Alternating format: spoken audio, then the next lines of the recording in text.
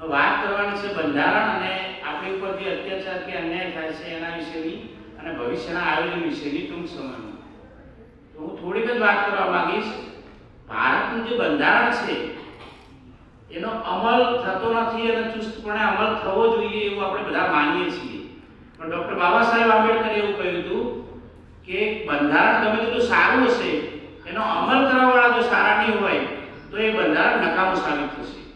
અને બંધારણ ગમે તેટલું ખરાબ હશે પણ એનો અમલ કરવાવાળા સારા હશે તો એ બંધારણ સારું સાબિત થશે. એટલે હાલમાં સાહેબે પણ ઘણી બધી વાત કરી બંધારણ વિશે. આપણું બંધારણ મ્યુઝિયમ જોયું, એના વિશેની પણ આપણને માહિતી આપી.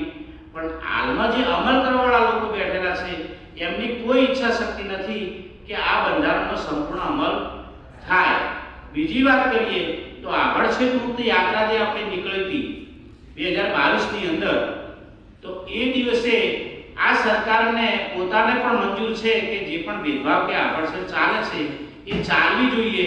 એટલે આપણને હરિયાણા બોર્ડરથી 24 કલાક બેસી રહેવા છતાં આપણને આગળ જવા દીધા નહોતા અને નવા સંસદમાં આપણે જે સિક્કો મૂકવાનો હતો એ આપણે મૂકી શક્યા નહોતા. એટલા માટે પાટણ જિલ્લાની વાત કરું તો આજે પણ જો આપણા વરરાજા જે છોકરો જેના લગ્ન હોય, છોકરો કે છોકરી, એને ઘોડા ઉપર જ્યારે બેસવામાં આવે ત્યારે એનો મંડપ સળગાવવામાં આવે, એની ઉપર પથ્થરમારો કરવામાં આવે. અહીંયા એક ગામના ભાઈ હાજર છે 2019નો જે બનાવ હતો.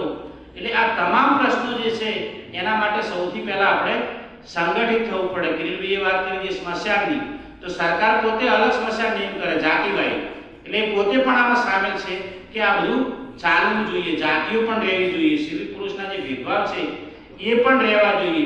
આ બધી માનસિકતા અગાઉ આપણે જે મનુસ્મૃતિ અને બંધારણની સાહેબે જે વાત કરી એ પ્રમાણે હજુ પણ બંધારણ હોવા છતાં આ જે સરકાર છે અને એમાં બેઠેલા લોકો છે એ પોતે મનુસ્મૃતિનું કઈ રીતે વધારે અમલ થાય એના માટેના અંદર પેટે પ્રયત્નો કરે છે. અહીંયા આપ જે આપનો કિંમતી સમય ફાળવી હાજર રહ્યા અને અમને બધાને તમારું જે પ્રવચન સાંભળવાનો મોકો આપ્યો, હજુ પણ તમે સંસદમાં એસસી, એસટી, ઓબીસી, લઘુમતી અને મહિલાઓ વિશેના વધારે પ્રશ્નો ઉઠાવો તેવી અમે આશા રાખીએ છીએ. જય ભીમ, જય ભારત.